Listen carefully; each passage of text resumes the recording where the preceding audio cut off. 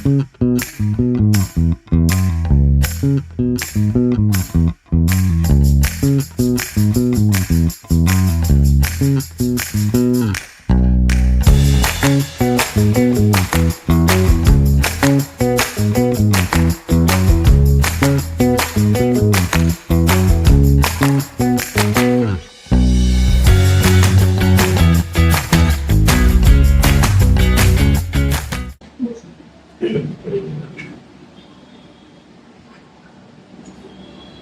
নাম?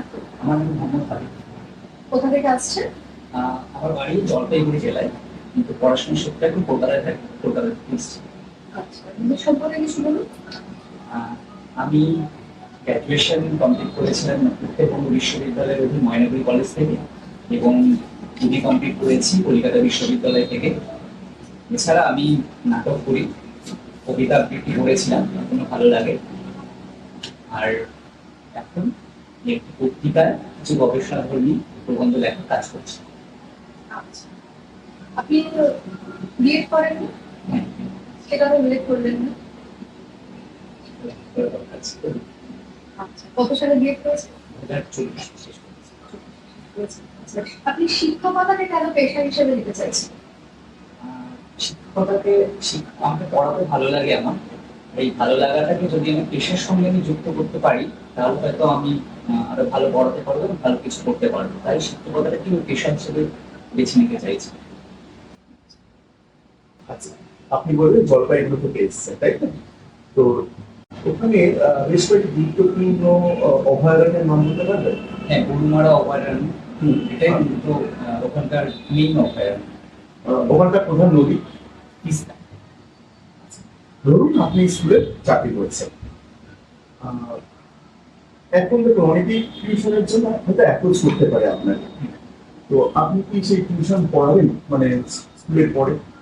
যদি আমি স্কুলে চাকরি পেয়ে যাই, তাহলে আমি টিউশনটাকে বেছে নেব না। কারণ দুটি কারণ থাকে এখানে। কারণ অনেকেই আছে, আমারই ধরুন ভাই বা আমারই বন্ধু, যারা চাকরি পায়নি। পড়ানোর সুযোগটা তাদের দেওয়া উচিত, 1 নাম্বার।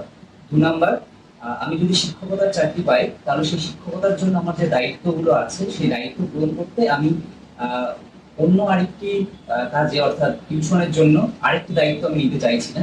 সেই দায়িত্বটাকে আমি পুরোপুরি পালন করতে চাইছি।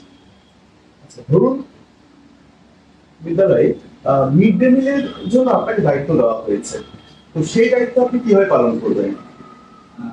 স্যার, মিড ডে মিল সম্পর্কে মিড ডে মিলের দায়িত্ব পালন সম্পর্কে আমি এই মুহূর্তে কিছু জানি না। সেটা দায়িত্বভার নেওয়ার আগে আমি আগে সে বিষয়ে জেনে শিখে নেব যে এই দায়িত্বটা কিভাবে পালন করতে হয় বা এর মধ্যে কি কি রয়েছে, তারপর আমি সেই দায়িত্বটা নেব। আচ্ছা, আপনি একটা কথা বললেন আগের কোশ্চেনে যে আপনি শিক্ষকতা করলে টিউশন করবেন না, সেটা আপনার ছোট যারা আছে বা আপনার পরবর্তী যারা চাকরি তখন পাইনি তারা করবে। তাহলে কি আপনার কোনোভাবে মনে হচ্ছে আপনি ক্লাসরুমে যেটা পড়াচ্ছেন সেটা উপযুক্ত নয়, যার জন্য তাকে আপনার সাবজেক্টে আরেকবার টিউশন দিয়ে করতে হবে? আপনি তাই মনে করেন? না, তাই মনে করি না কখনোই। তাহলে কেন আপনি এটা বললেন যে আরেকজন টিউশন করবে? আপনার তো অন্য উত্তর হওয়া উচিত ছিল। স্যার, যতগুলো আমরা দেখেছি যে ক্লাসে যতই ভালো পড়ানো হোক না কেন, একটা শিক্ষার্থী ছোটবেলা থেকেই মেন্টালি একটা টিউশন পড়ার প্রবণতা লক্ষ্য করি। সেই ছোটবেলা থেকেই আমরা যখন কেজি বা ক্লাস 1-এ পড়ি, তখন থেকেই আমাদের মা বাবারা টিউশনের দিকে ঝুঁকে দেওয়ার একটা প্রবণতা আমরা লক্ষ্য ঠিক আছে, করেছি। কিন্তু আপনি তো একজন শিক্ষক হবেন, আপনি তো সমাজ পরিবর্তন করার দায়িত্ব নিতে হবে। আপনি কেন নিজের দায়িত্বটা নেবেন না এটা পরিবর্তন করার? অবশ্যই আমি আমার দায়িত্বটা যথাসম্ভব পালন করব, এবং আমি যে আচ্ছা আচ্ছা হবে, ঠিক আছে। আপনি তো বললেন আপনি নাটক নিয়ে নাটক করেন। করেছিলাম। হ্যাঁ, তো আশা করি যে থিয়েটার সম্পর্কে আপনার ধারণা আছে। সারা পৃথিবীতে যে নাট্য ধারাটি আজও সদর্পে বহমান, সেই নাট্য ধারাটির নাম কি জানেন? যেটা প্রাচীন গ্রিস থেকেই শুরু হয়েছে, আজও বহমান। প্রসিনিয়াম থিয়েটারের নাম শুনেছেন? প্রসিনিয়াম থিয়েটার কি? থিয়েটার হচ্ছে মনে পড়ছে না। প্রসিনিয়াম থিয়েটার হচ্ছে মূলত প্রসকেনিয়াম, ঠিক আছে, থেকে প্রসেনিয়াম শব্দটা এসেছে, যা 3 দিক ঘেরা, পেছনের দিক 2 সাইড এবং সামনের দিক উন্মুক্ত মঞ্চ থাকে, সেই ধারা আজও বহমান। সেই প্রাচীন গ্রিস থেকে ট্র্যাজেডির উদ্ভবের সময় থেকে যেটাকে প্রসিডিং থিয়েটার বলতে হয়। এমন একটি দুটি আরো নতুন নাট্য ধারা, প্রবাহ ধারার নাম বলতে পারবেন? একটি বলুন। না। থার্ড থিয়েটার ফরম্যাট শুনেছেন? বড়নাট্য।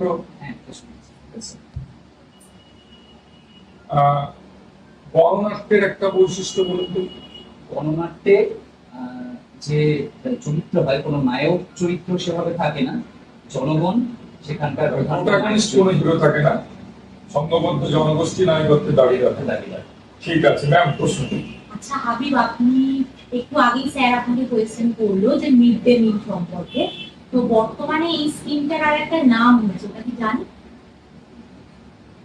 আর এনইপি 2020, এটা তো শুনেছেন তো, এনইপি 2020-তে ওর কারিকুলামের যে স্ট্রাকচারটা, এটা কি বলতে পারবেন কিরকম স্ট্রাকচার আছে হবে এনইপি 2020? এই এনইপি 2020-তেই মাতৃভাষার উপর একটা জোর দেওয়া হয়েছে। এটা কি আপনি জানেন যে কোন ক্লাস অবধি মাতৃভাষাকে একটা জোর দিয়ে পড়ানোর কথা বলা হয়েছে? আপনি কি পড়াবেন আজকে? আজকে নবম শ্রেণী পাঠ্যপুস্তকের অন্তর্গত ধ্বনি পড়া।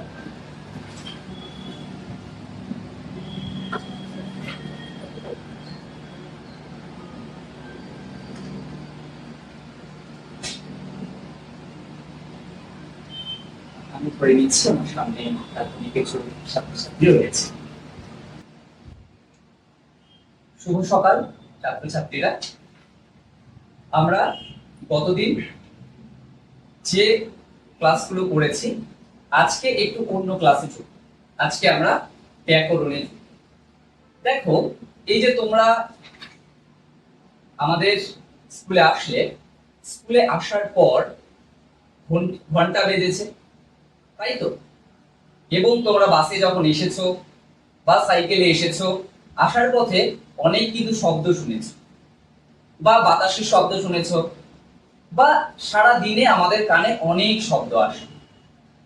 এই যে যত শব্দ আসে, আমরা কথা বলছি সেটাও রয়েছে, এই যে যত শব্দ আসে, এই শব্দগুলো কিন্তু এক কথায় আমরা ধ্বনি বলি। কিন্তু আমরা ব্যাকরণের দিক থেকে এই সবগুলোকে তো আমরা ধ্বনি হিসেবে পড়বো না। ব্যাকরণের দিক থেকে আমরা যে ধ্বনিগুলোকে পড়বো সেটা হলো বাগ ধ্বনি। তাহলে আজকে আমাদের আলোচনার বিষয় হলো ধ্বনি।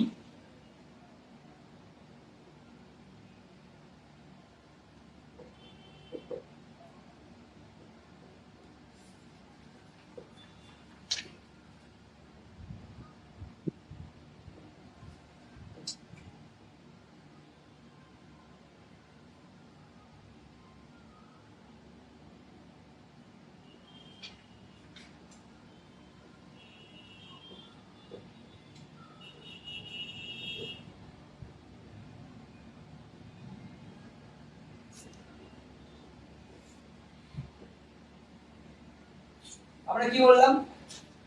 সব যা আমরা কানে শুনি সব কিন্তু ধ্বনি নয়। তাহলে ধ্বনি কি? ধ্বনি হওয়ার জন্য প্রধান দুটো শর্ত দরকার। কি কি? প্রথমত, সেটা হবে বাগযন্ত্র থেকে উচ্চারিত এবং সেটা হবে অর্থবোধ। তাহলে বাগযন্ত্র থেকে যা উচ্চারিত হবে সেটা যদি আমাদের আলোচনার বিষয় হয়, তাহলে একটু আগে আমি যে উদাহরণগুলো দিয়েছি, যে স্কুলের ঘন্টা, বাতাসের শোষ আওয়াজ, বা ওই আসার সময় গাড়ির শব্দ বা সাইকেলের শব্দ, এসব আমাদের আলোচনার। স্যার, বাগযন্ত্রটা কি? বাগযন্ত্র হচ্ছে আমরা যখন কোনো কিছু উচ্চারণ করি, উচ্চারণ করার সময় আমাদের অভ্যন্তরে যে সকল যন্ত্রের দ্বারা, যে সকল অঙ্গের দ্বারা কোনো শব্দ উচ্চারিত হয়, কোনো ধ্বনি উচ্চারিত হয়, এই উচ্চারিত হওয়ার জন্য যে সকল অঙ্গগুলো প্রত্যক্ষ কাজ করে সেগুলোকে বাগযন্ত্র বলছি আমরা। তো এই বাগযন্ত্র থেকে উচ্চারিত হতে হবে। তাহলে আমরা যে উদাহরণগুলো দিয়েছি সেগুলো আমাদের আলোচনার বিষয় করছে না। আর একটা শর্ত মানতে হবে, সেটা কি? এর একটা অর্থ থাকবে। তাহলে দেখো, শিশু যখন কান্না করে সেটাও কিন্তু তার কিন্তু কোনো অর্থ থাকে না, তাই সেটাও আমাদের আলোচনার বিষয় নয়। তাহলে আমাদের আলোচনার বিষয় যে ধ্বনি, সেই ধ্বনির জন্য প্রধান কটা শর্ত পালন করতে হচ্ছে? প্রধানত দুটো। কি কি? এক, তার একটা অর্থ থাকবে এবং সেটা আমাদের বাকযন্ত্র থেকে উচ্চারিত হবে, এবং সেটাকেই আমরা বলছি বাক ধ্বনি, এবং সেটাই আজকে আমাদের আলোচনার বিষয়। এই ধ্বনিকে প্রধানত আমরা দুটো ভাগে ভাগ করতে পারি। কি কি তোমরা সবাই জানো? কি কি ধ্বনি? স্বরধ্বনি এবং ব্যঞ্জন ধ্বনি। কি কি ধ্বনি?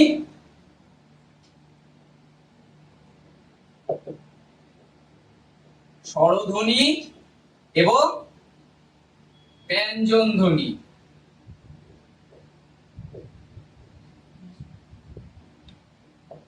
ঠিক আছে।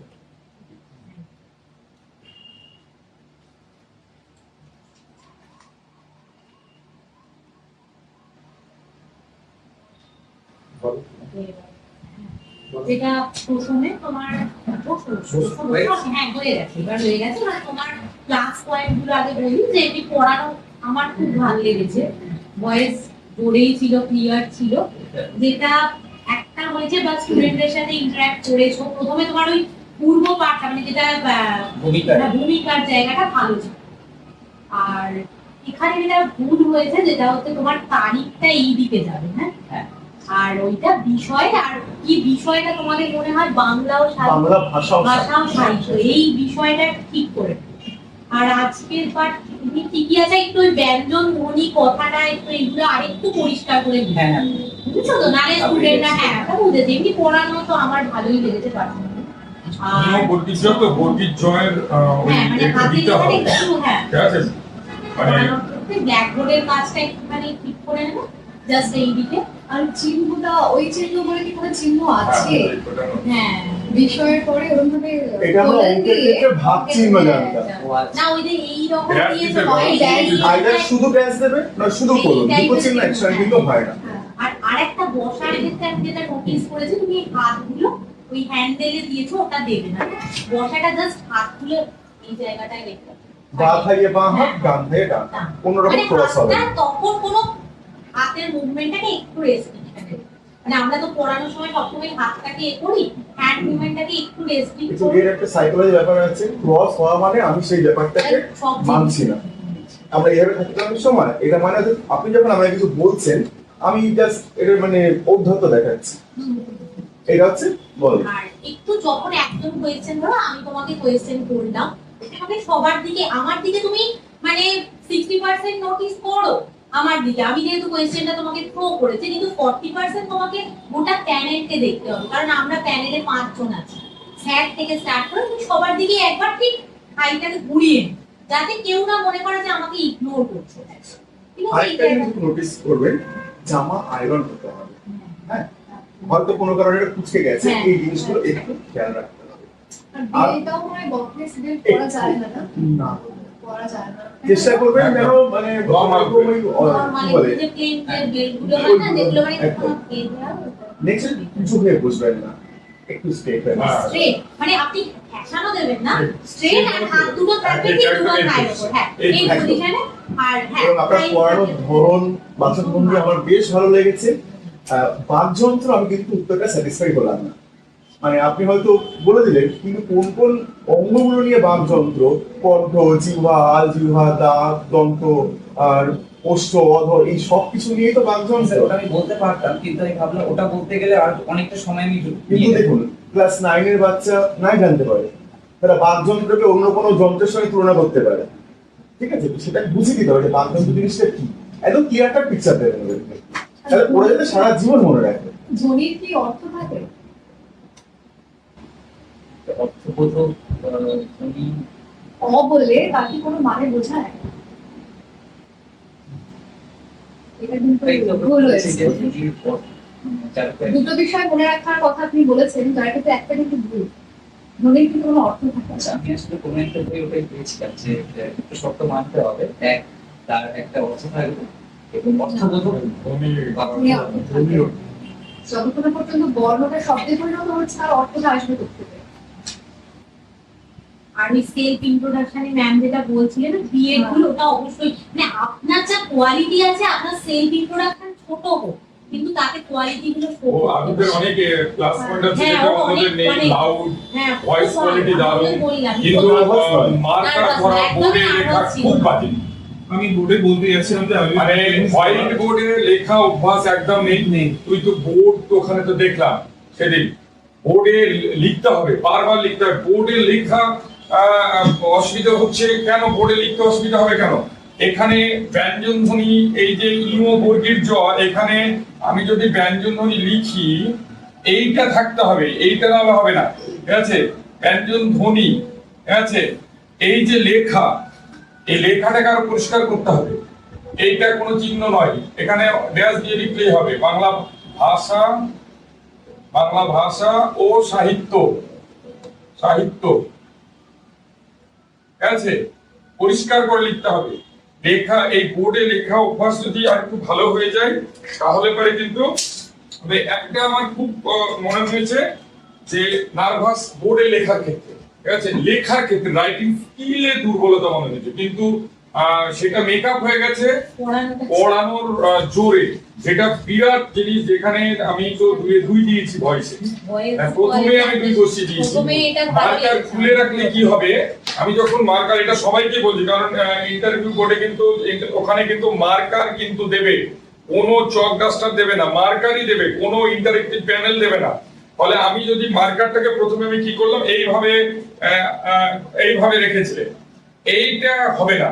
এটা রাখলে হলো এখানে যে স্ক্রিপ্ট গুলো আছে সেইটা উড়ে যাবে, উড়ে যাওয়ার পরে যখন আমি সেকেন্ড টাইম লিখতে যাবো তখন হালকা হবে, ঠিক আছে? তাই যখনই আমি কথা বলবো, আমি বলেছি আমার স্টাইল হবে বাঁ হাতে মার্কারের ক্যাপ থাকবে, কথা বলার সময় এইরকম থাকবে।